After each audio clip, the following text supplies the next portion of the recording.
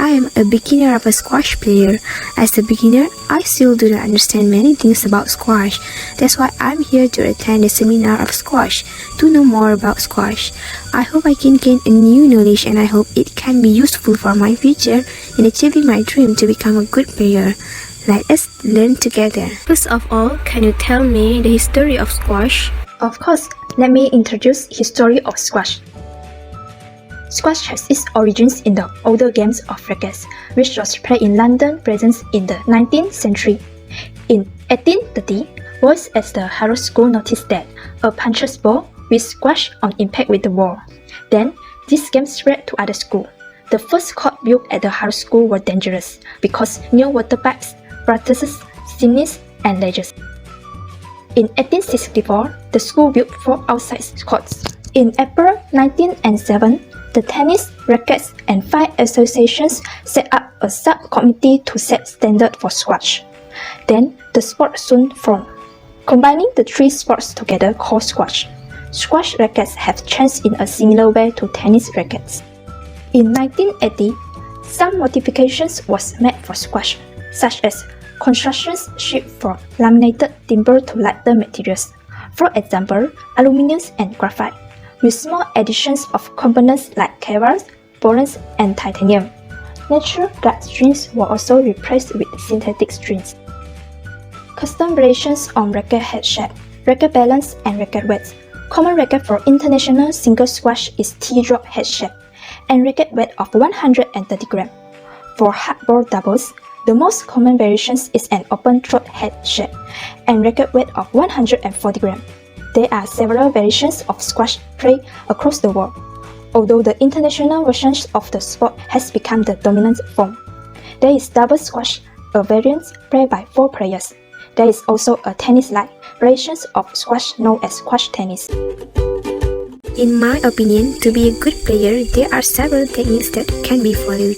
If you don't mind, feel free to share with me about the techniques. Yes, you are right. So the technique is step 1. Lift your racket up on the wall to the ball. As soon as you know which side the ball is going, take your racket head back so that by the time you arrive, you are ready and in position to hit the ball. Step 2. Keep your shoulders facing the side wall at the point of impact on both the forehead and back head side. If you over-rollate and end up facing the front wall, you will most likely drag the ball into the middle of the court. Step 3. Link your movement to your shot. You want to step and hit so that your swing starts just as your foot plants in the lunge position. This helps create a balanced, stable position where a transfer of weight takes place through the shot. Step 4. Give yourself the best possible chance and don't let the first game slip by as a result of not warming up properly. Hit the ground running and get yourself match ready for the world goal. Step 5. Make sure your serve hits the side wall. If you are able to hit a high serve that hits the side wall before dropping into the back corner, you will cause your opponent lots of problems. The backhand volley is one of the most difficult shots in the game, and serve gives you a real chance to put your opponent lots of pressure from the first shot of the rally. Step 6. Try to play from the front of your opponent. If you can hit the ball into the back corners and take charge of the T-zone, you will find the game much easier than if you are always behind. Think about using height to get the ball into the back corners and then push forward towards the T-zone so that you are ready for the next shot. Step 7. Volley more. Volleying takes the time away from your opponent and allows you to stay closer to the tee. Learn to volley and try to take the opportunities whenever you can. Step 8. Hit the open space. If you can hit the ball where your opponent isn't, then you are going to make them run. Avoid hitting the ball back to your opponent, but also be aware that a poor shot into open court can leave you exposed. At 9. Learn to hit a good straight drive. If you can hit the ball straight into the back corners from all areas of the court, then you will limit your opponent's chance to volley and give yourself the chance to get in front and apply pressure. Step 10. Learn how to return serve properly. Start with an open stance facing the front wall and watch your opponent while standing approximately one racket length away from the corner of the service box. This starting position allows you to watch where the ball is going and then transfer weight into the shot. Step 11. Play with the right ball for your level. There are different balls that you bounce to varying degrees. The pro ball should only be played with when you can hit it hard enough to warm it up and make it bounce properly. Is there any common mistake in squash? So what are the common mistakes? Yes, here are the common mistakes. Firstly, just putting their serve in play. Most recreational players overlook the importance of their serve and just put the ball in play. Although most serves get returned, the reply can be much weaker if you take the time to hit the sidewall or practice a low or hard serve. Try some new serves and pay attention to this when you play next time. Then, people tend to do too many cross court. A good cross court can be a very effective shot, but always going cross court against a good player just gives them an easy opening to attack straight. If you do cross court, hit it deep and wide, otherwise keep the ball straighter. Furthermore, lack of slit step and always leaving the tee on their dominant leg is a common mistake that people sometimes overlook. A lot of players just run from the tee, and if they are right-handed, they are likely right leg dominant and always take a first step with their right foot regardless where they are moving to. This means they get into poor hitting positions anytime they have to go to their backhand side under a bit of pressure. Learning how to split steps and move from the tee quicker and more efficiently will allow you to get more balls back and have more time allowed and will be more balanced when you are at the ball. Next, always hitting the ball hard. In squash, strength is just an advantage. When you play squash, don't always hit the ball as hard as you can. It is just not worth it. To make a hard shot one requires more time, mainly because of the greater wind up, and that is not using your quickness tool and forcing your opponent to use their reaction tool. Moreover, not cocking wrist on backhand backswing is also one of the common mistakes when playing squash. Players do not cock their wrist at all. Their hand and forearm are basically flat, which is better than actually breaking their wrist. They are losing power and control by not having their wrist actually cocked in their backswing. Last but not least, not running to the tee. Some people like to stand a little bit in front or a little bit behind the tee, and that can be acceptable if it works out for you, as long as you have a prepared reset point to which you will consistently go after your return. Failure in doing this provides a juicy opportunity for your opponent. If you are too close to the front wall, they will send the ball deep. Too far from the front wall, they drop it short. Even if you manage to get there in time to make the return, you might be slightly out of position, and like a downward spiral, you will be more and more out of position until you lose the rally. Is there any fun facts for squash? I'm glad to know about that. Yes, there are actually a lot of fun facts for squash. First of all, do you know that squash is one of the top 3 exercises that burn most of the calorie? This is because with 30 minutes of playing squash, you will burn 517 cal. That means if we were to play for an hour, we could burn well over 1000 calories.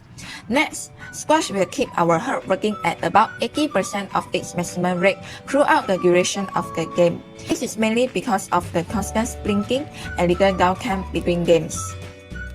Then, there are roughly 50,000 squash courts in the world in 185 countries. England is considered as the leading squash nation, having approximately 8,500 courts and half of a million players. In addition, since the first player used rubber ball and the ball squashed against the wall when hitting it, hence the name squash is produced. Last but not least, the longest squash game was played on the 12th of April 2015. This game lasts for 35 hours and 2 minutes. This game was played in Perth, Australia by 2 professional New Zealand players, which is Egan Fisher and Garen Yett. How to make squash is easy to play. What do I need to do? Squash is an easy game to play by just following several simple steps. The simple steps when we are playing squash are: gain a deeper understanding about squash rules. Secondly, possess decent eye-hand coordination. Third, improve your stamina so you can run around the court easily. Moreover, follow proper techniques and tactics. Last but not least, focus and pay attention on your game. Do not get distracted.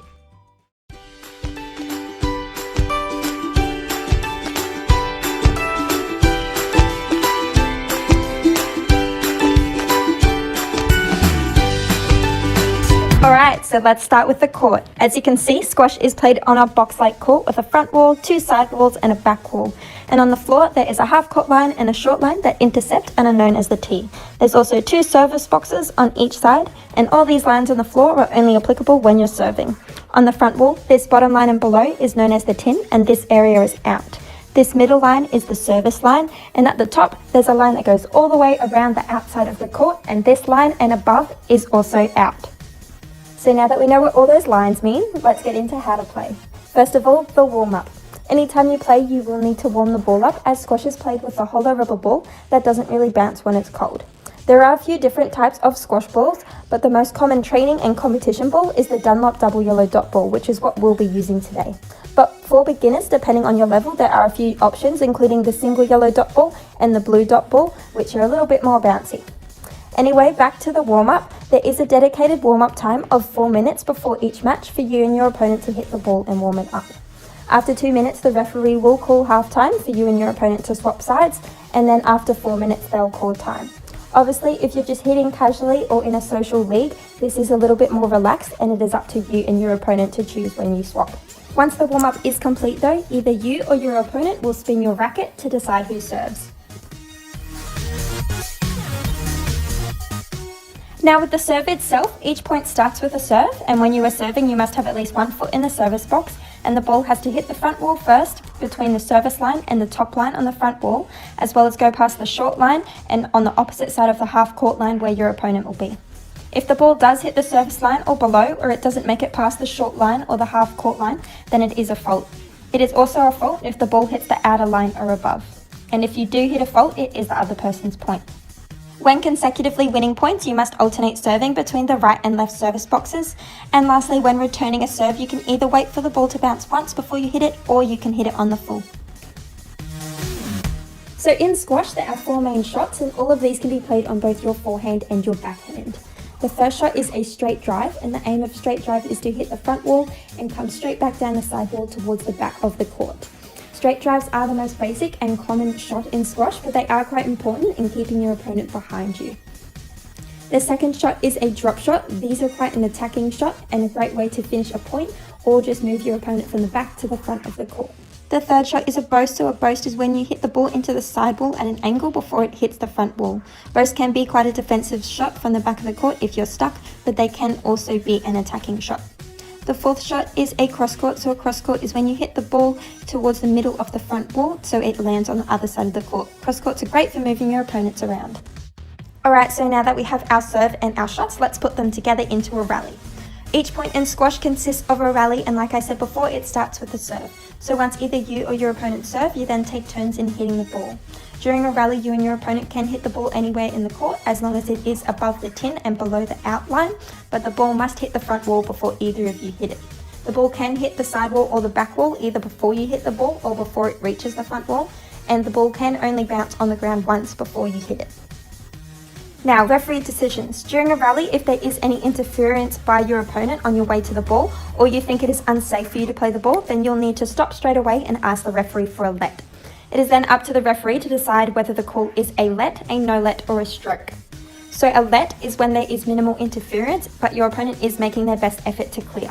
When this happens, the referee will say yes let, and the point will be replayed.